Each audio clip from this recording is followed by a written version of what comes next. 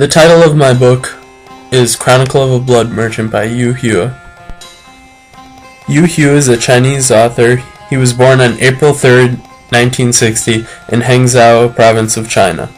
He grew up during the Cultural Revolution, and many of the stories and ideas of and for his novels developed because of his experiences growing up. Before Yu Hua became an author, he was a dentist, and though he made great money being a dentist, he didn't enjoy it, so he went back to writing books and novels. One of the distinctive characteristics of his writing is the extreme detailed descriptions of brutal violence within his novels.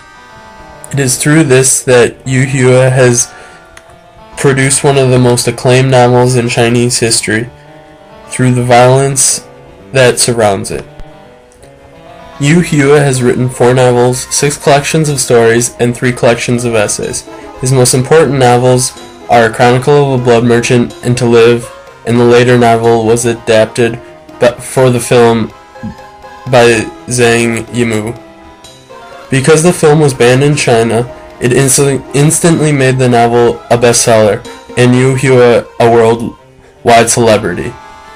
His novels have been translated into English, French, German, Italian, Dutch, Persian, Spanish, Swedish, Serbian, Hebrew, Japanese, Korean, and Malaysian. The cultural background for the novel, Chronicle of a Blood Merchant, is that it takes place in rural farming China during the 1950s, 1960s, all the way through the 1980s. Along with the cultural values that Hua shows is that of tradition, religious values shown through the act of selling blood. Selling one's blood gained people in China in that century quite a bit of money. This was when money was scarce due to the Cultural Revolution that had plagued it. The Chinese culture is definitely shown through the events that take place in the main character, Seng Wan's life. The story is centered on Seng Wan selling his blood to keep him and his family fed through very difficult times. This poses problems because selling blood is looked down upon very highly in Chinese culture at that time. It is believed that the blood running through his veins was the blood that ran through his ancestors' vein. So in turn, by selling his own blood, he was disgracing his family by selling his ancestors' blood. Chairman Mao caused many problems for the characters in Chronicle of a Blood Merchant. It broke apart family and took the sons of the main character away from him. Chinese culture in the 50s and 60s and into the 80s was filled with the people's struggle, meaning that because of the way that the Chinese culture and daily life was heavily burdened because of Chairman Mao, and the people struggled through it. Seng Wan shows this spirit, and the spirit of his family shines through the entire novel because of it.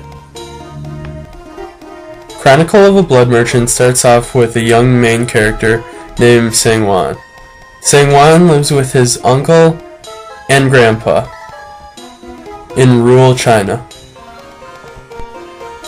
Seng Wan figures out one day that it is impossible how good of a life he lives with his grandpa because of the simple farmer's paycheck. He brings this to their attention and is immediately shown how and why his uncles can afford such the better things in life. One day Seng Wan is led by his uncles to be shown how they can afford such the great things in life. So they lead him to a stream. At this stream, they take out bowls, fill them up with water, and start drinking many bowls of water. It is at this time that Seng Wan grows very curious as to why they are drinking so much water. His uncles ignore him when he asks, so then he says, well, then I'm going to drink water too. So he starts drinking water by the bowlful, and soon he figures out the reason behind it. His uncles and him had been drinking water for the reason that they believed that water thins out blood. so therefore you would have more blood when selling it. So Sengwan and his uncles went to the nearest hospital in their town, sold their blood to the so-called Blood Chief Li, and gained 35 yuan from it. That amount of money is equivalent to working 6 months straight in farming, thus being a way more lucrative yet dangerously fatal way to make a living. Now that Sengwan was aware of the news of selling blood and how much money it brought in, he never wanted to work where he worked before, his silk factory. But he kept it up because selling blood was just too dangerous at the time. The title, Chronicle of a Blood Merchant, specifically refers to the story behind Sengwan's life. A chronicle is a record or report, so a chronicle of a blood merchant would be an account of a person who sells blood. Sengwan is a merchant because he uses his blood and then sells it, providing a better life for his family. The theme throughout Chronicle of a Blood Merchant is one of struggle. This so-called struggle is mentioned a couple of times throughout the novel very quickly and in varying degrees of subtlety. The struggle is brought on by the Cultural Revolution the new Chairman Mao puts on the people of China. The novel also plays an emotionally intense theme and shows Sengwan's view of reality for the Chinese in their struggle to survive during their country's upheaval and changes because of the new Chairman Mao's dictatorship. However, the overlying theme in the novel is that of struggle, great struggle, because of Chairman Mao, famine, and family troubles. Sengwan experiences great family struggles because of his son. Before Sengwan married his wife, Yulan, she was raped by her old boyfriend, thus creating a problem for Sengwan because he now had to care for another child, and that made it a total of 3 children in the family. It is because of the famine that there was hardly any rice on the table for them all to eat, thus bringing it back to the overlying theme of the struggle that the Chinese people had in the novel. Near the end of the novel, Sengwan's wife expresses to his family the reason why the selling of his blood kept his family going, even through the struggle. What is with you 3? Have your consciences been eaten by dogs? How can you talk that way about your dad? It was all for you. Each and every time he sold his blood, it was for you. Every fen he made selling blood he spent on you. You were raised on his blood. During the famine, when all we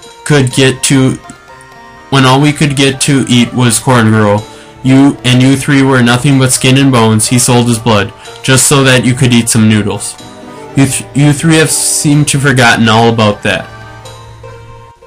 Yu Hua gives the novel Chronicle of a Blood Merchant an almost too factual and too attached viewpoint of the story.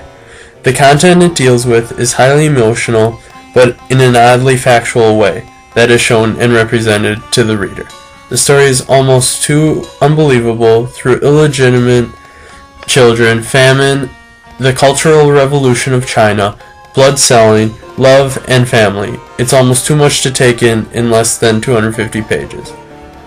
I went into reading this novel with an open mind, thinking that it would be a violent Chinese novel about war or a private display of violence. However, at the expense of my intrigue and attention span, I found the novel to be very different than the title and the cup of blood on the cover suggests.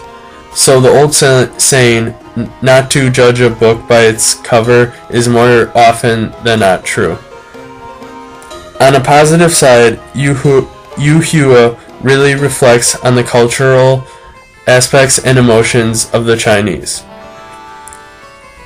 The characters are very accurately represented and reflected, but where the book loses me is the plot line. Hua never really establishes a true motive as to why the book was actually written in the first place. In the end, I would not recommend the book to anyone unless you enjoy being depressed and starved of anything fascinating.